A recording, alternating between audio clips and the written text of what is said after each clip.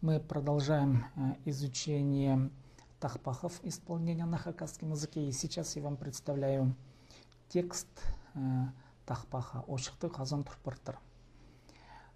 Я сейчас зачитаю текст, вы послушаете и дам перевод этого текста. Подробное пояснение каждого слова я здесь делать не буду. У меня есть другие отдельные уроки, посвященные изучению хакасского языка, поэтому здесь я только прочитаю текст, поясню звуковые особенности хакасского текста, ну и то, каким образом эти тексты будут исполняться и исполняются. Ну вот текст звучит таким образом. Очықтық қазан тұрпартыр, олның шақсызы шилпартыр. Олның шақсызы шилғанда, ойнып-ойнып алаңар. Құлғылық қазан тұрпартыр, қыстың шақсызы шилпартыр. Қыстың шақсызы шилғанда, қынық ойын ойнаңар. А теперь зачитаю каждое слово в отдельности. Очықтық қазан тұрпартыр, олның шақсызы шилпартыр.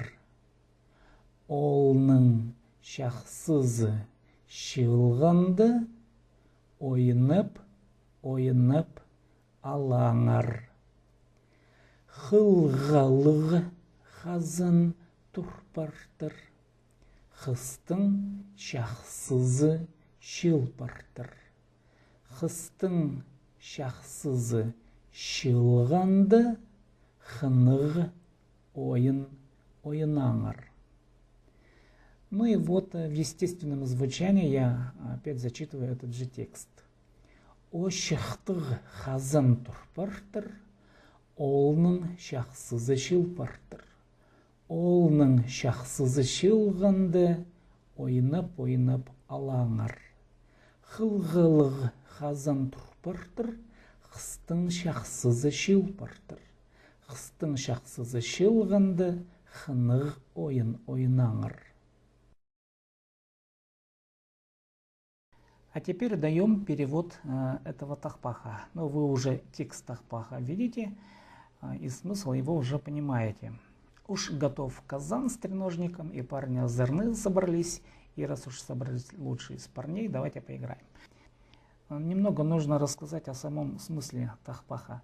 Ну, понятно, что тахпах родился во время молодежных игр.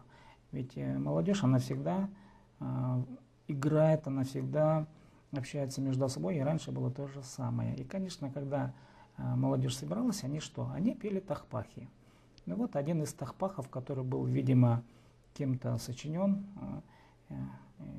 девушкой или парнем, или вот он был таким образом исполнен в одном из игр.